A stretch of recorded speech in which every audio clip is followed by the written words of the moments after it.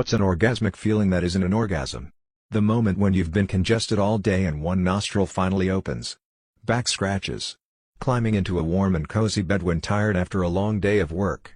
One of those complete body stretches. The ones that make you want to go back to bed. That part of a great song that makes your spine tingle. When that piece of popcorn finally comes out from between your teeth or gums. You know when you go swimming, or even just tilt your head the wrong way in the shower, and you get water stuck in your ear? You shake your head back and forth trying to get it out. You even jump up and down with your head leaning over sideways. But the water just won't budge. You eventually go to bed and lay on your side, hoping gravity will pull the water loose. You lay there, waiting and hoping. Finally, it happens. That water in your ear breaks loose with a single, crisp swoosh sound. You can finally hear clearly again, and you can go to sleep with no more pressure in your ear. That's a good feeling right there. What improved your quality of life so much, you wish you did it sooner? Walking. After years of trying to run, I simply started walking, 5 to 7 miles a day in good weather. It is literally life-changing in terms of mental and physical health. I stopped saying yes to things I didn't want to do. Quit my job and moved to the mountains. I realized I cared more about what I did with my free time than whatever work I did, so I got a job where my asso and I wanted to live. We live in a cute mountain town now, and every day watching the sunrise at home gives me 1000% more happiness than anything ever in Illinois. Taking a yearly vacation. My family never traveled growing up, so I didn't know what I was missing out on. But I have a good paying job with time off benefits, and my wife and I have been taking a vacation every year since we got married, even if it's just something simple. The time away from the usual day-to-day does wonders. Turning off all push notifications except for essentials like financial apps or important contacts. What made you quit a job on the spot? I used to cut grass in a cemetery. I used a push lawnmower and had to lift it up onto the elevated graves, and then back down and on to the next one. Over and over and over. Minimum wage was $4.25 an hour. After an hour of cutting grass in the August heat, I sit down for my break, and this guy named Leroy asks, "Was that worth $4.25 to you?" I quit the next day, thanks Leroy. Not me, but a middle-aged tradesman where I work. I work underground and it isn't for everybody, terrible environment and whatnot. This particular individual starting working and after a few weeks decided that it wasn't for him. Bad conditions and hostile supervisor. He approached the boss at the morning meeting and told him that he wasn't going underground and that he was quitting. The boss told him that he had to give him 2 weeks notice, and without missing a beat the guy replied, "For the next 2 weeks you're gonna notice that I'm not here." Turned around, packed his shit and left. Was never heard from again. Once as a teenager at a new job I got my hand smacked by the owner the first day because I was writing with my left hand. Walked out. Escape room workers of Reddit, what's the most absurd thing players have done? So this isn't necessarily absurd on the player's side, but instead from the game master.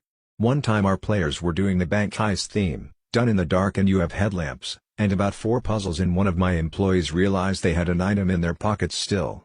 So we brain blasted for a couple minutes and decided the best course of action was to pretend the employee was a security guard and walk around the bank. So we went over the room intercom and warned them to hide cause it looked like the security guard was coming to them. Seeing all of the players hide in complete fear was priceless. One guy wasn't even hiding, he was just sprawled up against the wall. Our security guard walked around, said everything seems good, and placed the item down on the desk. It was legendary that they didn't suspect anything. I did an escape room with my family and the workers have to tell you not to lick the light bulb. This is because some guy thought if he licked the light bulb the answer would be revealed on the light bulb. The only answer he found was light bulbs are hot and can burn you. My buddy guessed a locks combo which gave us the final clue, but we had not found the other ones. We ended up solving the room backwards.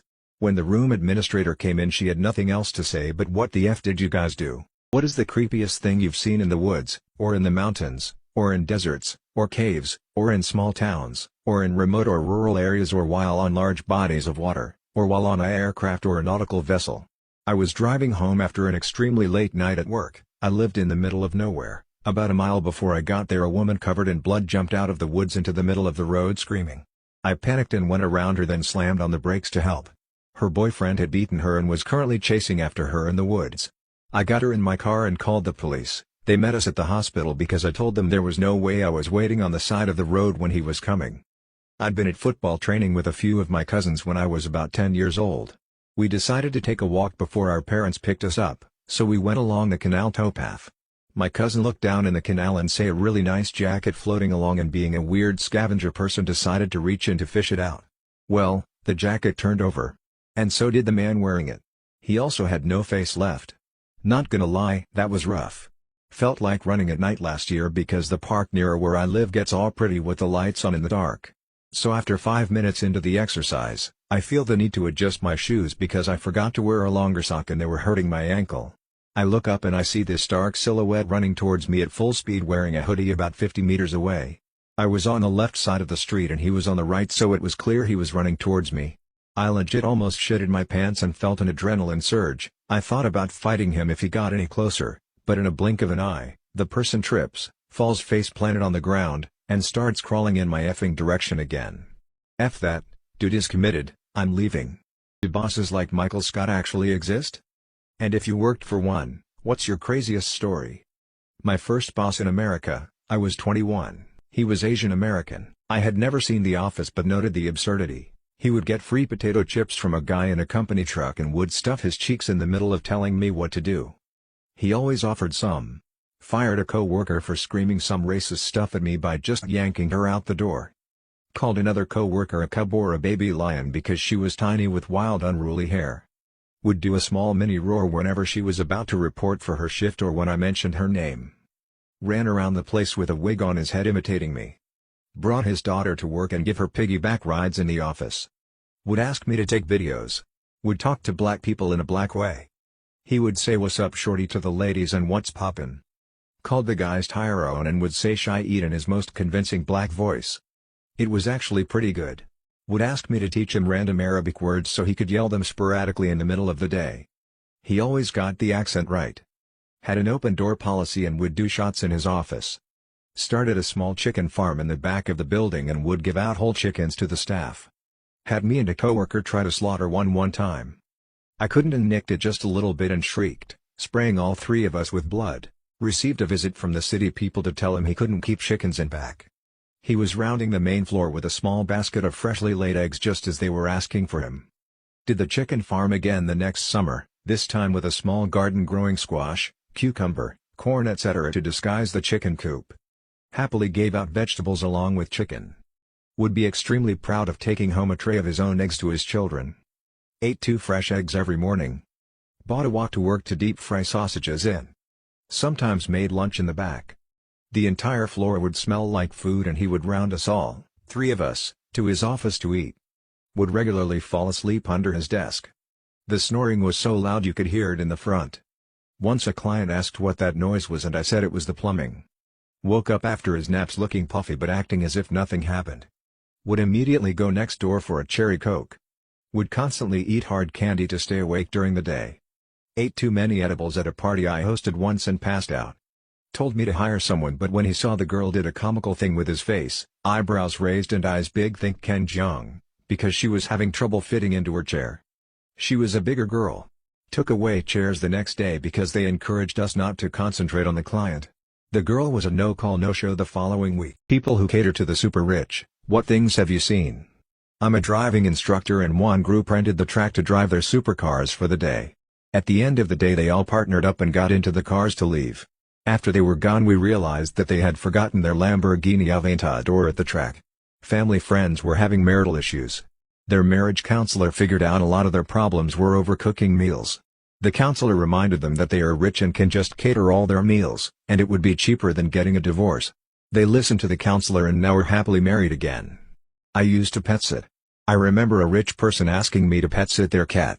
There was a lot of TVs, in almost every room. The weirdest was the bathroom. Sorry, cat bathroom. There was a TV playing cat cartoons, an overly fancy litter box and paintings of cats. I used to work for a billionaire Russian family as a tutor for their daughter. One day we're in her room studying and suddenly she yells "Daddy's home!" and runs to the window. She'd heard a helicopter and knew it was about to land on the lawn. Serious, what conspiracy theory has a high chance of being true? Every time these threads come around, people always talk about the big national conspiracies. I'll let you all in on a very rural town conspiracy. I graduated high school with a gentleman that would eventually become a cop. Kid came from a military family, was an avid gamer and D&D player, and was generally a great guy. I know he wanted to join the military like his father but he was barred due to some weird physical condition he had. Instead of the military, he goes into the police department and becomes a local cop. He's still a pretty good guy, But you know how life goes on after HS. We talked less and less, etc. He even pulled my wife over once for a ticket but let her go once he recognized her. His family were super proud of him as well. Suddenly, I received bad news from a buddy of mine. My cop friend committed suicide in his house once it was discovered he was apparently selling kiddie pornography. Other local cops surrounded his house, he sent his fiancée outside to surrender, and then turned his pistol on himself. It was sad of course, and many people were upset in the local community. However, it never sat well with me. His family always contested the claims of kiddie porn too. The report stated they found a large amount of it on all of his computers and hard drives. My deceased friend loved building computers, and had lots of parts. The local police seized all of his equipment. As far as I know, they never returned any of it. It would seem odd that someone so intelligent would be stupid enough to just download kiddie porn and place it on their hard drives. Perhaps he wasn't as smart as I thought, but it just never sat well with me. Furthermore, his partner that he was seen with suddenly disappeared from the public eye. Not a month after my friend committed suicide, this particular cop quit the force and just left town. To this day, no one knows where he went or why he disappeared. My buddy's family has tried to press the police department for information but they never said anything beyond he doesn't want to be a cop anymore. Most people would argue that people leave jobs all the time, but this particular guy had lots of family here, including a wife and kids. He apparently just skipped town and sent divorce papers to his wife, and then was never heard from again. It's never sat right with me, especially since my friend was so happy to be a cop. Maybe I completely just missed this side of him, or maybe I am looking too deeply into this. But still, I think it's definitely weird how the timeline of events lined up.